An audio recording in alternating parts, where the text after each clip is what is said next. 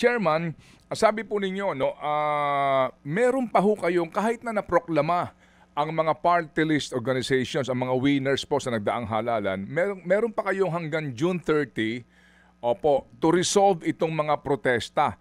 Nangangahulugan ho ba na ngayon, meron pa pong dadagsa o dumagsa at meron pa hong dadating daw na mga protesta sa mga naproklama ng mga party list organizations? Nangangahulugan ho ba na pwede pa ho na magpahabol ng protesta at hindi makapagsimula ng kanilang term ang mga nanalong party list na inyong proklama by noon of June 30?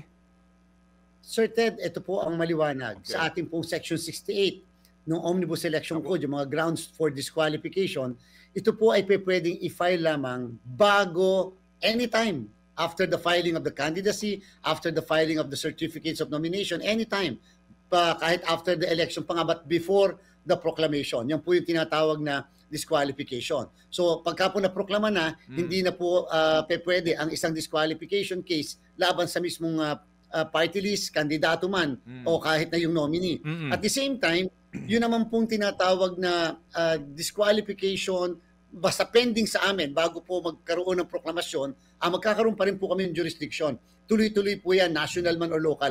Basta na i-file bago ma-proclaim yung naturang kandidato. Sa nominees naman po, meron po kasing requirement ng publication ng lahat ng nominees. Sir Ted, kaya po pinapublish yung mga pangalan talaga nila sa buong yung lahat-lahat ng mga 1,500 na nominees ng 155 party list. At meron lang po silang 10 araw para po notice to the entire world para mag-question doon sa mismong isang nominee. So yun po, kung yun ay nag-expire na at walang na-file na petition laban sa isang nominee, hindi na rin po ma-file sa kasalukuyan. Meron din tinatawag, Sir Ted, naman yung cancellation of yung certificates of candidacy. Pwedeng i-file lamang yan 25 days after the filing of the candidacy. Pero yung petition to cancel registration of a party list, yung po pwedeng i-file anytime kung ang party list ang patutungkulan, lalo pa kung sa paniniwala ng mga magpa-file ay mayroong nawala doon sa mismong qualification ng party list na yan. O kaya naman, ang party list na yan ay sumobra sa kanyang gasto sa SOSE. O kaya naman yung party list na yan ay nag-violate pala ng konstitusyon. Okay. So, to say it simply, Chairman, ano ho ang pwedeng ihain na petisyon laban sa isang party list group, particularly kung saan meron pa kayong jurisdiction hanggang noon of June 30? Yung po, Sir Ted, yung mga petition to cancel yung mismong registration ng mismo o accreditation ng mismong party list, pwede po yung i-file. Kahit pa nga po beyond June 30, Sir Ted, pwede po kami tumanggap ng mga ganyan.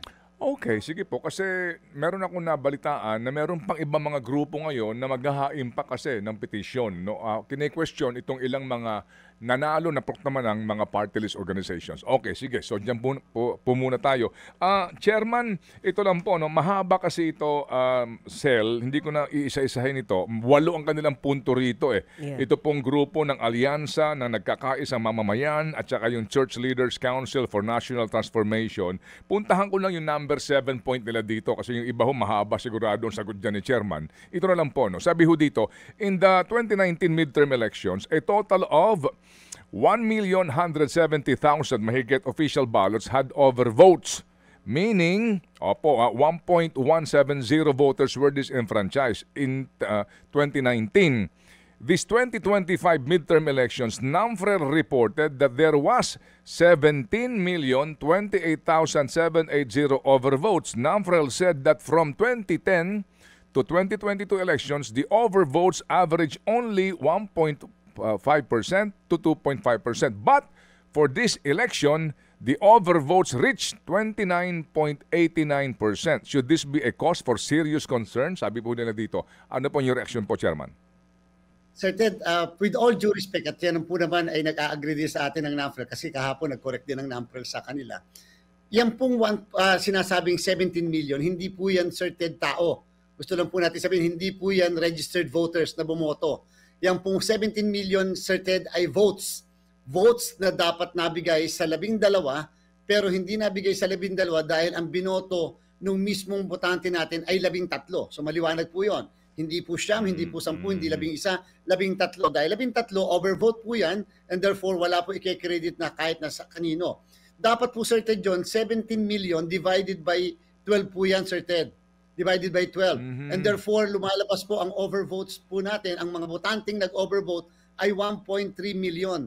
Ang 1.3 million po, Sir Ted, ay almost 2% ng 57 million na bumoto nung nakarang eleksyon. So again, medyo pasensya na, pero mali po yung kanilang pagtiningnan, napakalaki. Votes po yun, Sir Ted, votes. Kaya po yung average na sinasabi ni Lito Aberia ng NAMFREL yung pot, doon nag-average talaga up to 2.5%.